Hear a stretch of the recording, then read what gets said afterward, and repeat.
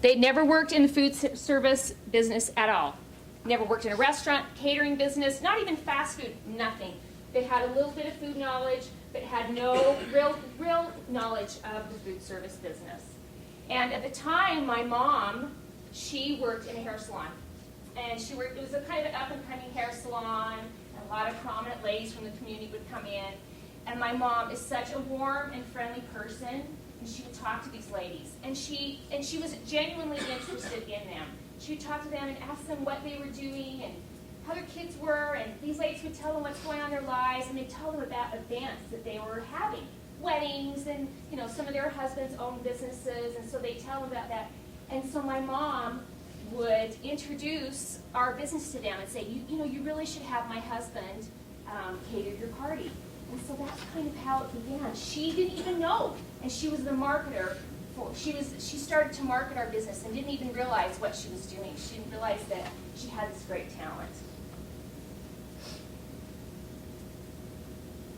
So talent and abilities plus friends, family, and associates equal capital. So that's what they had in the beginning. They had those, my dad had the talent and the abilities, and my mom knew the people, and away they went.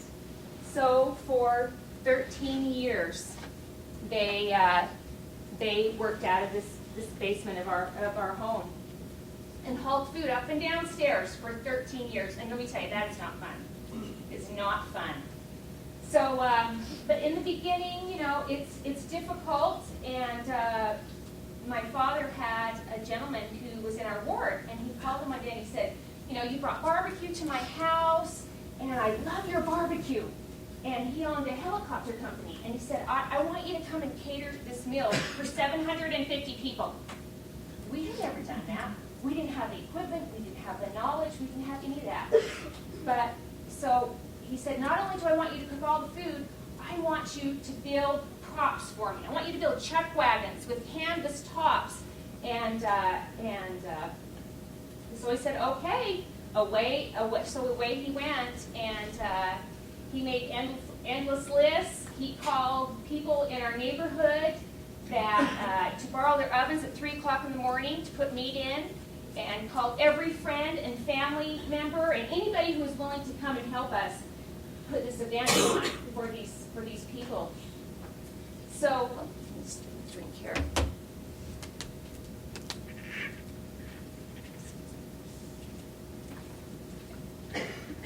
So when as they were setting the event up, setting events up can be pretty tricky. So they're setting this event up, and my mom is coming to my dad every hour. Mom, do you even remember this? Every hour my mom would come to my dad, and she'd say, we are not going to be able to pull this off. There is no way. We have no business doing this. We are not going to pull it off. And so he said, okay, tell me why you think we're not going to pull it off. And so she goes about her list. And everything that she named off, he had an answer for. And he had planned it. And he had written it down. And he wasn't carrying all this around in your head.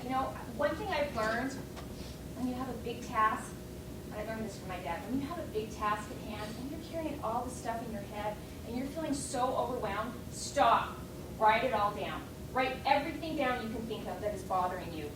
And it doesn't seem as overwhelming. So anyway, this is what he had done. He had divided and conquered this event. Well, anyway, so they did a fantastic job. The customer was super happy. But really, we really faked it till we made it. We really, really did. And I think that is a big part of business. I mean, there's so many times you'll be asked to do things that you don't feel that you're capable of. And anyway, and then another time, that video that I just showed you, that was actually a wedding. I actually have worked for my family over the years. I lived in southern Utah. I lived in Nevada. And while my parents were starting this business, I lived in Nevada.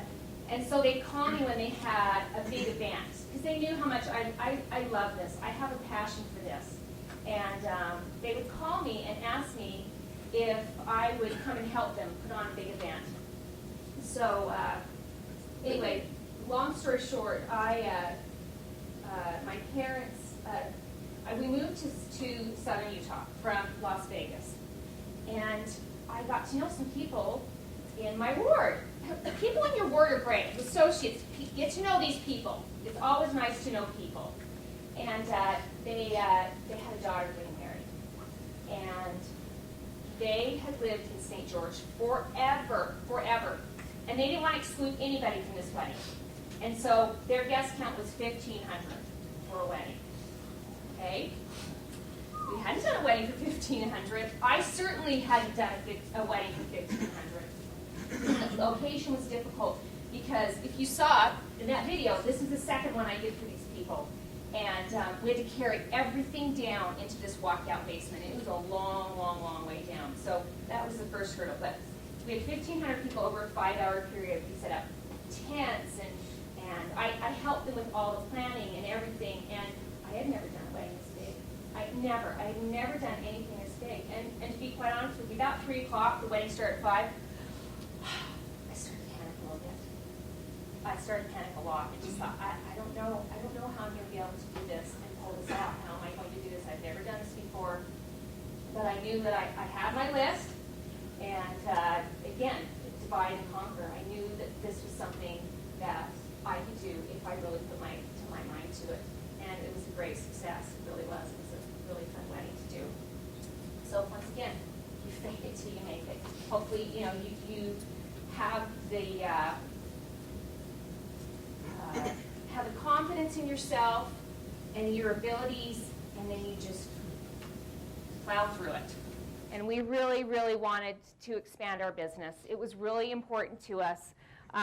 By this time, my mom and dad had brought, these are my parents. My mom and dad had brought on my brother, Todd, and he helped my dad cook. My dad, of course, was the cook, and they brought on Todd. It's my sister Jackie, and she was helping do events, and I would come up whenever they needed me, whenever they had something large, and help them do their events. This was actually taken in our kitchen. And that's my little brother Jed, and he's the go-to guy. And so for 13 years, we were hauling food, and because my parents had struggled with these other businesses, they felt very vulnerable. And however, they knew that if they could take it to the next level, that they could succeed. So during these years, they saved a lot of money. So in 2007, they had $600,000 saved, cash. They never, ever had borrowed any money. Now, this doesn't happen all the time. I know sometimes you cannot bootstrap businesses like we did, but sometimes you have to borrow money.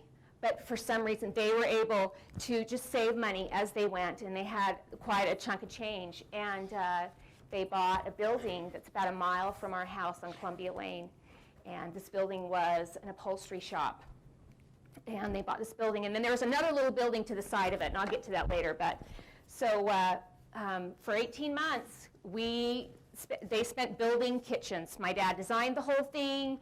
He built a lot of equipment, and away we went. And it's scary. It was a scary investment, but they just knew that if they took it to the next level, that the phone would ring even more. So that gets to my next quote. Let's see.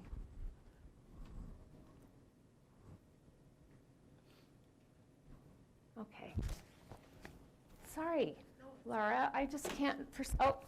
Okay. So actually, this is the next thing. So they minimized their exposure in the beginning stages. They didn't borrow more than they could pay back. Of course, they only borrowed a little bit, but a lot of times you have to borrow more. But they just borrowed a little bit because they wanted to minimize their exposure in case it didn't work.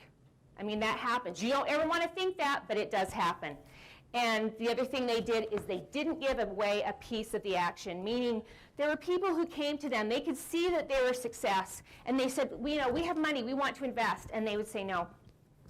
Nope, they wanted it not only for their kids, but they also thought, if this doesn't work, we don't want anybody else going down with us. We just want to do this on our own. So they never gave anybody a piece of the action. They just kept it for our family. Thanks. Okay, in my little bags I gave you guys is this quote. And I love this quote. And it gives you courage to do the things that are really difficult. And I'm going to read it for you. Let me get a little drink of water here. So if you want to pull those out, I just love this quote.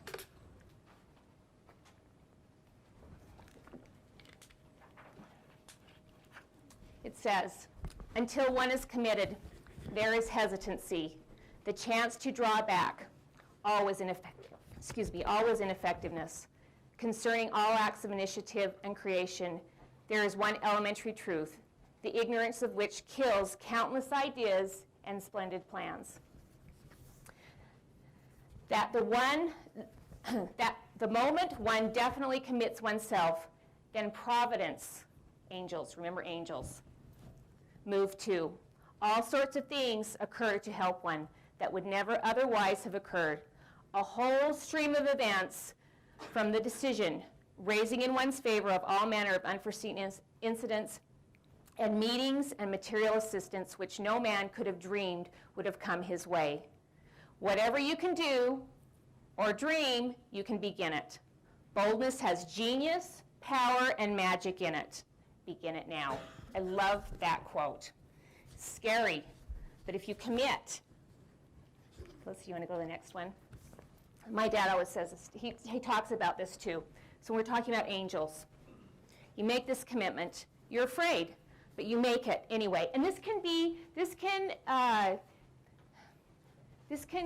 for anything. If you're trying to decide with school, if you're having a hard time making a commitment to get married, anything in your life. If you don't like your roommate and you're having a hard time getting along with them, you commit yourself to something, and then the angels come and they help you. So this is D&C 8488, and President Monson gives this quote gives this scripture all the time. And it says, and whosoever receiveth you, there I will be also. For I will go before your face. I will be on your right hand and on your left, and my spirit shall be in your hearts, and mine angels are round about you to bear you up. And that's really what happened. Sometimes I think we should put a banner above the top of our building that says, we built it and the phone started ringing. So that's essentially what happened. Our capabilities became so much more. We were able to do so much more than we were able to do in that kitchen. So, have you guys read Good to Great? Who's a business major in here? Okay, have you guys read Good to Great? No one's read Good to Great. Yes. Okay, so in Good to Great, that's my dad. He's a real. He likes studying books and all those things, and so we always have a book to read every year. This was Good to Great was last year, what we read as a family. Family businesses can be tough, so it's always nice we have something that makes us a little more cohesive. So anyway, so the first thing is you have to figure out, where do I belong? What am I supposed to be doing? You know, my dad, he's an awesome cook. He is amazingly creative. But he would give everything away. And I think that was part of the reason why they failed 3 times, is that financially it just wasn't there for him. But my mom is amazing at it. So they figured out he was the cook, but she could handle the financial part of it. So that's how, and then filling the seats on the bus. If you've read Good to Great, you'll know. Starting a business is like filling seats on a bus. So you got the driver, he's driving, and then all the other seats. How are you going to fill your other seats on the bus? There's a story about Henry Ford. I don't know if you guys have ever heard the story, but when Henry Ford started out, he was really good at engineering and the production part of it. But he didn't really have the other administrative part of it. That was not really his thing. So he searched for someone else to help him to run the other part of his business. And he found a man named James Couzens.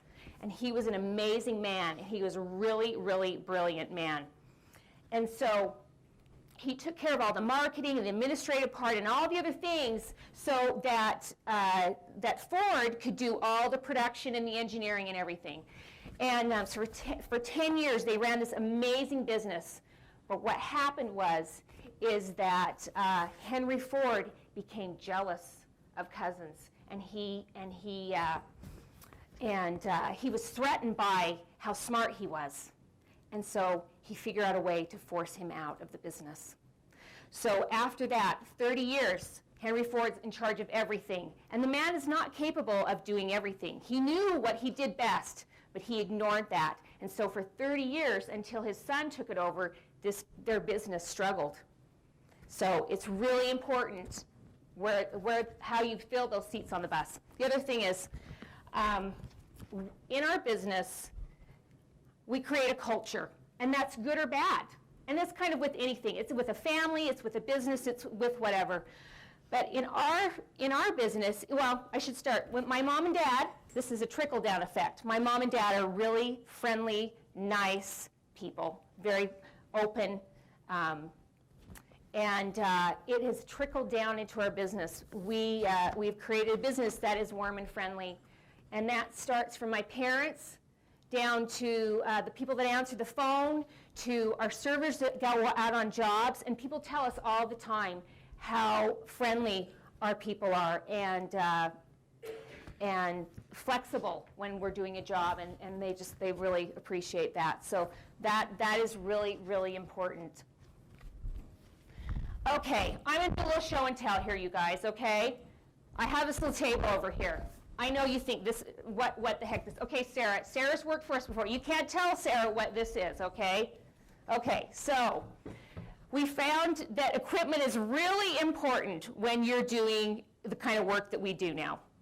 So a lot of times you have to invent equipment because they don't make equipment. So does anybody have any idea what we would use this for? Mixing things? Good, yep.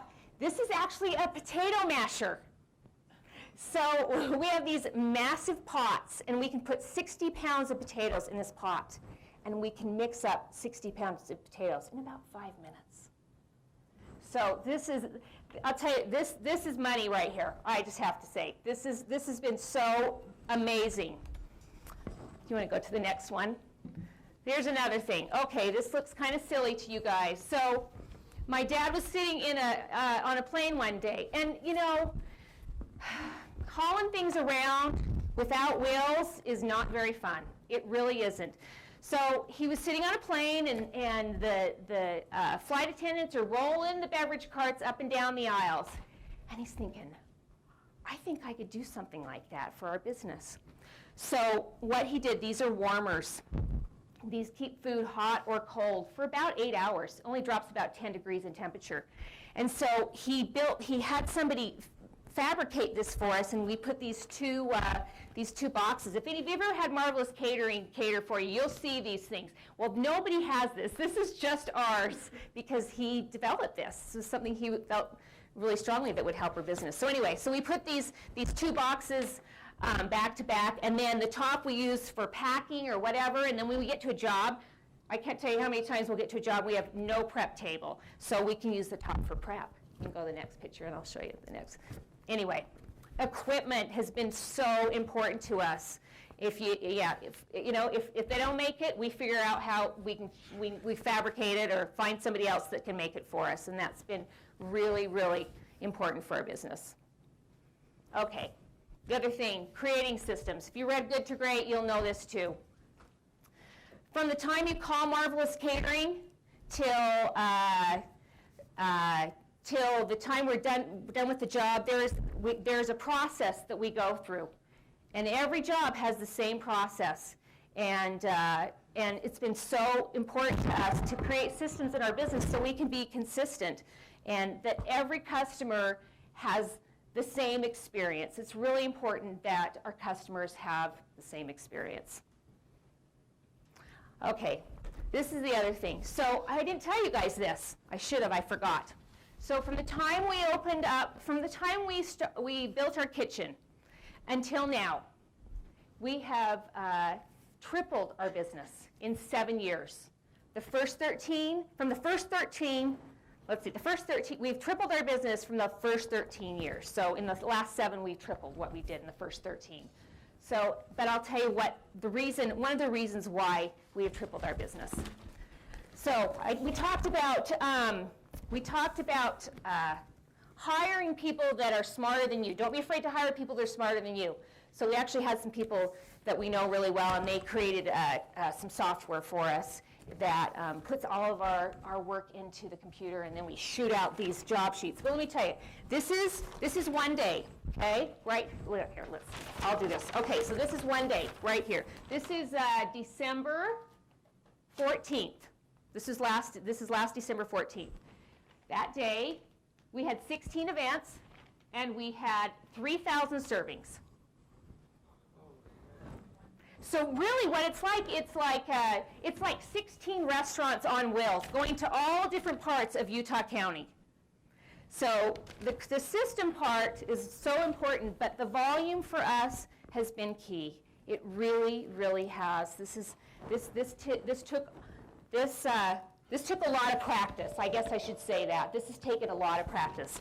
So on this, I mean, we have anywhere from, we first started out, this was a meal for 500 people in Salt Lake City. That was the first job right here. That's what we started out with. And it left at 8 o'clock in the morning. And then we had, a lot of other lunches, but we had 3 weddings this day too. And I have to tell you, weddings are a whole different beast than a meal for 500 construction workers. A whole different beast. The emotion and everything, it's a lot more difficult. So for us to have 3 weddings on December 14th, as well as all this other work, this was a rough day, but we got through it. So this is my family now. We actually added my other brother, Jeff, the one here on, what is this, on your left, in the black. He started out as he was our purchaser. He still does some purchasing, but he's also working in our kitchen now. And then Jed and my parents and myself and my brother Todd, and he does the majority of the cooking. And I'm very fortunate. A lot of family businesses do not make it. But because not only did my parents create an amazing culture in our business, but they did that in our family. So we're able to work together. I mean, every once in a while we have a little tiff, but for the most part, we do pretty well together, which is pretty amazing.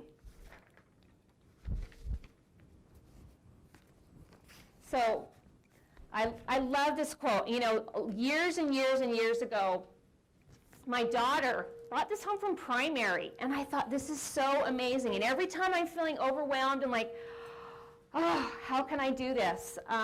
I read this quote, and it says, you guys probably know this quote by Heber J. Grant, that which we persist in doing becomes easier for us to do. Not that the nature of the thing itself has changed, but the power to do has increased, by Heber J. Grant. And I really love that. It's a terrific quote. Thank you. It's over here.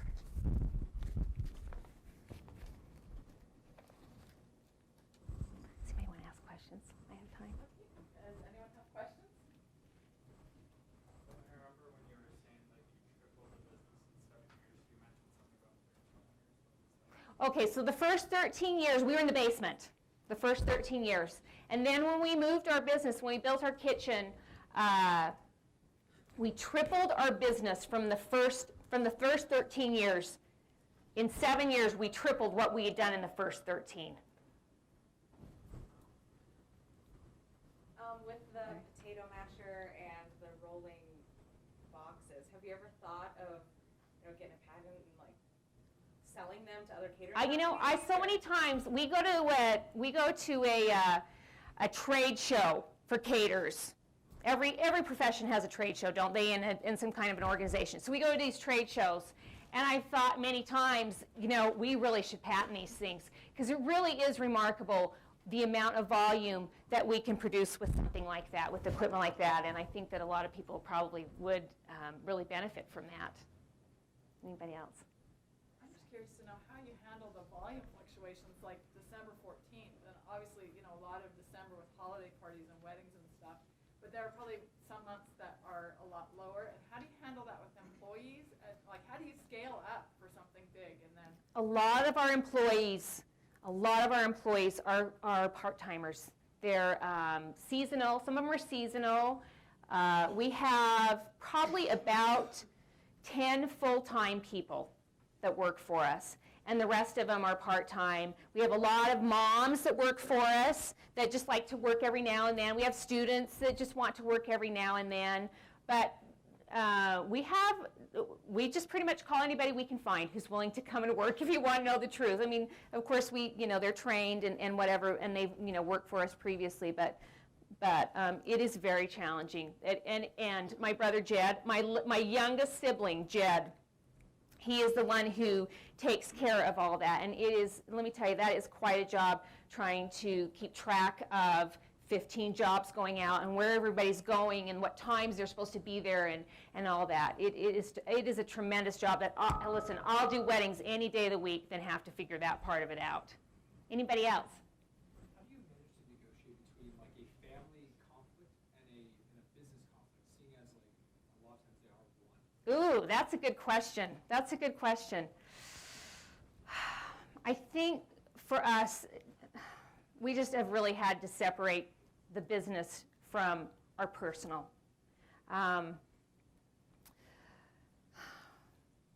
think probably for my mom and I, it's been the hardest. I think for women, it's harder than for men. I think one time I had a little spat with one of my brothers, and but really it doesn't happen very often. I think for us, we have the same common goal. We love what we do. We have a fantastic business. We feel incredibly blessed by what we have. We worked really, really hard. This is not an easy job. This is Christmas time, 16-hour days, really hard. And it's not easy. And we love what we do. We feel very passionate about it. We are supporting 5 families really, and I think that we just all have that common goal. Anybody else? I'm just curious, like, how you manage to balance, like, family life and work life, like being a mom of, like, your kids and stuff, just how that works. It is not easy, I'll tell you. I'm kind of on the tail end of this because my daughter is 17, and then I have a son that is college age. Actually, he just graduated, and then I have a son that's a little older, and so I'm on the tail end of this, and I really did not start full-time with this until about 10 years ago when my daughter went to first grade. And I remember thinking, what am I going to do with myself when Maddie goes to first grade? So here I am. It is not easy. I'll tell you what. If you think you're going to go to every ball game and everything and do it, you're not. You're just not. You have to plan really, really well, and you have to prioritize, because if you don't, it is very all-consuming. My brothers are they're at the different end of the spectrum because they're all raising young families. And I'm the only one that has older kids. Well, my brother Todd, who's the chef, his kids, his teenagers, and then some younger children. But my brother Jed and my brother Jeff, they are raising young children. And it is not easy. Although they do have wives, that's a good thing. They do have wives, and I often say, I need a wife. I really need a wife. That would be a fantastic thing to have. But it is difficult to balance all that. And then you have to remember, you have to take time for yourself. You have to go for a run or do those things and clear your head. And that has been something that has kind of saved me too, is just taking some time for myself. Anybody else? Oh, go ahead. You mentioned that your brothers do a lot of the cooking, so do you do more just administrative stuff? I do. I work in the office. I work with our corporate customers and the big weddings that we do. That's mostly what I do. I do quotes and I do consultations with brides and things like that. I test recipes. I'm a good recipe tester. If I find a new recipe, I give it to my brothers and I make them make it. And what else do I do? I'm just pretty bossy all around, if you want to know the truth. So, and I think my brothers are okay with it. I'm kind of glad that it's just my mom and me, and I don't have any more sisters in the business, because I don't know if there'd be room for all these women. So, anyway, anybody else? I know there's somebody else who had a question. So you mentioned a few of the difficulties it's been, like managing a business, but what are some of the blessings you've seen in your kind of your personal life and your family life as a result of being involved in like your family business? You don't take your off time for granted at all. The time that I get to be home, to be honest with you, I actually live in St. George still. I am waiting for my daughter to graduate. So my daughter's a junior, and I have been commuting now for 2.5 years. So I'll come up on Tuesday, and I'll go home on Friday. And that has been very difficult. But, you know, you just figure out what's important to you. You know, you do your best to get it to do it. So I know there's somebody else that had a question. Anybody else? We good? Oh, go ahead. So does your husband? My husband does. He has an insurance business in Las Vegas. And so he'll be going that way. He'll be going south, and I'll be coming north. But actually, when my daughter graduates next year, which I'm so happy that I can be here full time, we will move up here, and I will work full time for our business. And that will be really, really awesome to be able to be in one place and to really concentrate. Because I actually do some catering of my own in St. George and in Las Vegas. I catered. We actually catered your wedding here, Lauren, didn't we? Yeah, we catered it here. But I do a lot of work in Las Vegas still and in St. George. And so I know every aspect of the business because I do my own. So when I'm at home and I'm working at home, or when I'm working in St. George or in Las Vegas, you know, I'm the one who's doing the grocery shopping, which is not the funnest job. Because all you do is load things into the car, load things into the van, load things into the kitchen, load things out of the kitchen, load things into the job, and then load things back into the van, and then load things back into the kitchen. It's not my favorite job. Anyway, but I do cooking, and I do my own billing and all that, because I do about 5% of what we do here in Utah County. This is an amazing place to be in business. It really, truly is. And there is so much going on. And the corporate, what am I trying, not corporate world, but there are so many corporations that are moving to Utah because it's such an amazing workforce. This is an amazing place to live right now. It really, really is. It is growing tremendously. So we have so much opportunity on that corporate side, which we love, because corporate for us, unlike weddings, that is business, that's repeat business. And a wedding is not really repeat business. I mean, you can get referrals from a wedding and things like that, but the corporate business that we have, we love, because we know that it's going to keep our phone ringing. And I'll tell you what, that's one thing we love to hear. We love to hear our phone ring, because we know that is where our business stems from. You know, and I forgot to tell you guys this. We really have not advertised. We've done very little marketing. In the first few years, I think we had our name in the phone book. And then, you know, every once in a while we'll put an ad in a magazine. We don't put ads in newspapers. We didn't even get a website until about 5 years ago, if you can believe that. And it's been word of mouth. You do a good job, and people are going to talk. That's what you want. You want people talking. You want that endorsement from people. You had a question. Oh, is that what it was? Yeah, it has been really strictly word of mouth for us. And we have been so blessed that people like us, and they call us. We make amazing food. Most of the food we make is from scratch, where a lot of the times, a lot of caterers do not make food from scratch because they cannot handle the volume of food that you have to make from scratch. But we actually do. We make our food from scratch. We make really amazing foods. Anybody been to Molly's? Anybody even know what Molly's is? Somebody say it's so good. Did I hear that? Good, thank you. We've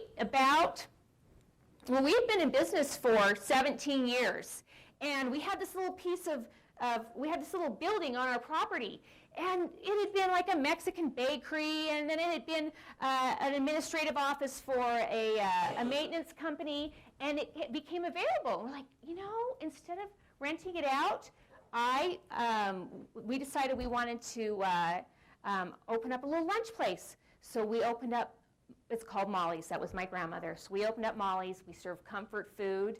And we're only open for lunch from 11 to 2, Tuesday through Friday. And then we're open for dinner on Friday nights now, because we had so many people ask us to be open for dinner. But I'll tell you what's happened with this, is it has kind of become the face of Marvellous Catering, which is so funny to me, that we opened up this little place. We just thought, maybe this will be a great marketing tool for us, and it has ended up being an amazing marketing tool for us. In the last 3 years, our business has gone up 20% every single year, which in an economy like this, that is so amazing. So anyway, one more.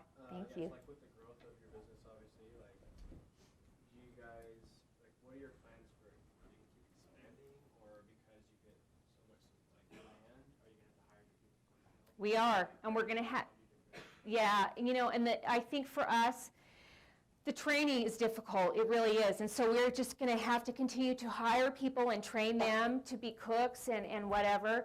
I have to give a plug for my dishwasher. We have these two dishwashers. We have these two ladies that wash dishes. You cannot imagine the magnitude of dishes that we put out in our business. And these ladies, they get paid the same amount of money as our other key players. And that's been really important to us, that they feel valued, because I'll tell you what, that is a very valued position in our company. You got to have clean dishes. So we have made sure that these ladies that work for us, and one of them has worked for us for 10 years. She's done dishes for 10 years, which I cannot even imagine. I would feel completely overwhelmed if I walked in to our building and saw, stacks of, you've got a room from here to here and stacked to the ceiling full of dirty dishes. I can't even imagine how she feels, but 10 years she's been with us, and we pay her as much as we pay the other key players, which doesn't happen in some restaurants and catering businesses. So.